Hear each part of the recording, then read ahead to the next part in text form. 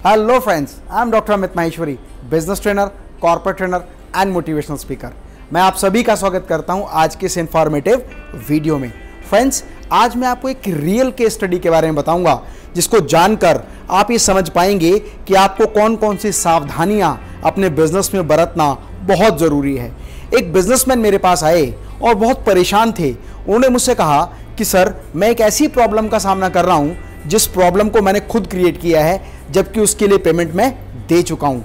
मैंने कहा मैं आपकी बात समझ नहीं पा रहा, आप क्या कहना चाह रहे हैं। जब उस बिजनेसमैन ने अपनी सारी बात एक्सप्लेन की तो मेरी समझ में आया कि बेसिकली प्रॉब्लम कहाँ है और किस तरह से वो प्रॉब्लम में फंस चुके हैं।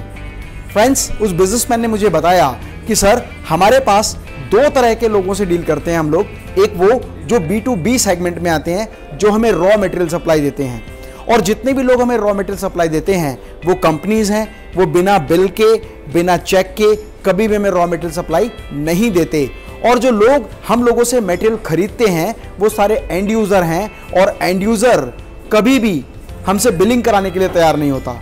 तो मैंने कहा कि अगर बिलिंग करेंगे नहीं, परचेज होगी लेकिन सेल नहीं होगी, तो आपका स्टॉक तो निरंतर बढ़ता जाएगा। इस समस्या का समाधान क्या था आपके पास? तो उस बिजनेसमैन ने मुझे बताया कि सर, हम लोग जो कैश में सेल करते हैं, हम लोग जो अपने बायर को मटेरियल सेल करते हैं, बायर हम लोग से बिलिंग नहीं कराता, जिसकी वजह से बहुत सारा कैश हम लोगों के पास इकट्ठा हो जाता है। तो मैंने अपने सप्लायर से, अपने वेंडर से एक रिक्वेस्ट किया कि सर, मैं आपको टैक्स देने के लिए भी तैयार हूँ, मैं आपसे बिलिंग कराने के लिए भी तैयार हूँ, लेकिन मेरा एक रिक्वेस्ट है कि मैं ये चाहता हूँ कि आप मुझे बिल दें, मुझे विद टैक्स मटेरियल सप्लाई करें, लेकिन मेरे पास फंड वाइट में अवेलेबल नहीं है, बैंक में अवेलेबल नहीं है। मैं आपको सारी की सारी पेमेंट कैश देता जाऊंगा, और जब कभी मेरे पास वाइट में एंट्री होगी तो वो पेमेंट देकर मैं आपसे रिफंड ले लूंगा। उनका वेंडर इस बात को सुनकर तैयार हो गया कि मुझे कोई प्रॉब्लम नहीं है, आप मुझे कैश पेमेंट देते रहो, लेकिन मेरी बुक्स में ये सारी लाइबिलिटी, ये सारा लाइबिलिटी के रूप में आपके ऊपर चढ़ता रहेगा। मतलब मैं डेटर्स में इसको शो करता रहूँगा कि मेरी आपकी इतनी पेमेंट बैलेंस है। और ये गुड फेथ की बात है कि जब आपने मुझे कैश दिया हुआ है तो ऑब्वियसली मैं आपसे कभी भी वाइट में एंट्री नहीं मांगूंगा। वो व्यक्ति सेटिस्फाई हुआ और उन्होंने बिजनेस करना शुरू किया। धीरे धीरे धीरे करते करते वो जब रेगुलर अपने वेंडर से मटेरियल परचेज करता गया, बिल लेता गया, और बिल लेने के बाद एंट्री के रूप में उन्होंने पेमेंट रिलीज नहीं की, क्योंकि वो कैश में पेमेंट देता रहा और उस कैश पेमेंट का उसके पास ट्रांजैक्शन का कोई भी रिकॉर्ड नहीं था। धीरे धीरे करते करते अपनी बुक्स में लाइबिलिटीज में शो करने लगे कि हमने मटेरियल परचेज किया लेकिन पेमेंट नहीं की। करते करते करते करते वो पेमेंट जो धीरे धीरे 4-5 लाख से शुरू हुई, वो 4 से 5 करोड़ के आंकड़े तक पहुंच गई। और एक दिन अर्थव्यवस्था में अचानक रिसेशन आया, इकोनॉमी ने डायरेक्ट चेंज लिया और नोटबंदी का प्रभाव आया। और नोटबंदी के समय पर बहुत सारे लोगों के बिजनेस कोलैप्स होने की अवस्था में आ गए। ठीक नोटबंदी के बाद गवर्नमेंट ऑफ इंडिया ने GST का रूल लागू किया, और GST का प्रावधान आने के बाद बहुत सारे बिजनेस तो या तो बंद हो गए या बंद होने की कगार पर आ गए। उस वेंडर के साथ भी यही प्रॉब्लम हुई।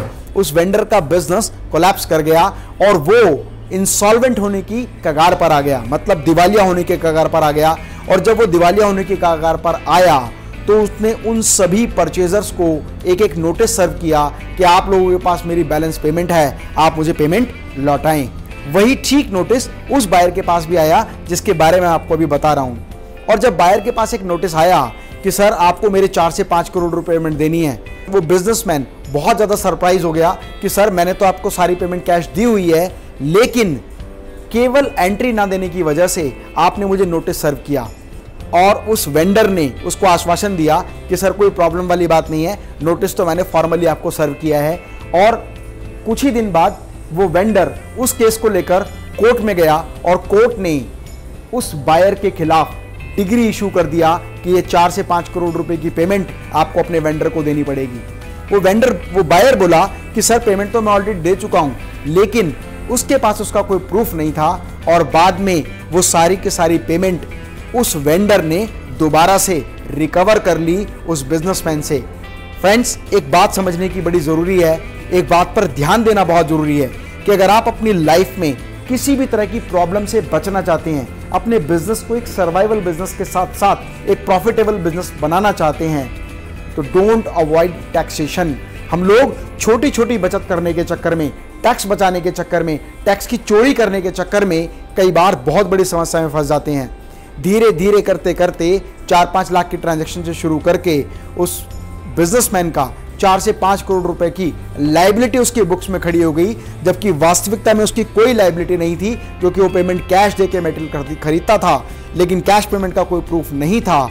इस वजह से बाय लॉ उसको वो 4 से 5 करोड़ का भुगतान उस व्यक्ति को करना पड़ा। इसीलिए डोंट अवॉइड टैक्सेशन। अगर आपके बायर, आपके क्लाइंट्स आपको टैक्स नहीं देते, तो आप कैश सेल की बिलिंग करके अपनी बुक्स में वो payment as a asset show करें, अपने पास कैश अवेलेबल रखें, बैंक में डिपॉजिट करें, और कभी भी किसी भी सप्लायर से यदि मटेरियल लें, चाहे आप टैक्स पे करें, लेकिन कोशिश करें कि वो टैक्स के साथ आप बिलिंग कराएं, और साथ ही साथ उस बिल के लिए आप पेमेंट बैंक अकाउंट से रिलीज करें। और आप जानते हैं गवर्नमेंट ऑफ इंडिया का एक रूल है कि जीएसटी के प्रावधान में आप 20,000 से ज़्यादा कैश पेमेंट किसी व्यक्ति को नहीं कर सकते। Be a real and authentic businessman. If you really want to grow your business, learn the technique of business. Don't try to manipulate in taxation, because if you will manipulate in taxation, at a certain time you have to face a big problem in your life. स्वस्थ रहें, मस्त रहें, जीवन में हमेशा व्यस्त रहें। मैं डॉक्टर अमित माहेश्वरी आपके सुनहरे भविष्य की कामना करता हूं। यदि आप व्यापार से संबंधित किसी भी तरह की समस्या का कोई भी सामना कर रहे हैं, तो कमेंट बॉक्स में मुझे लिखकर जरूर बताएं। मैं आपकी मदद करने के लिए हमेशा आपके साथ हूं। जय हिंद, जय भारत।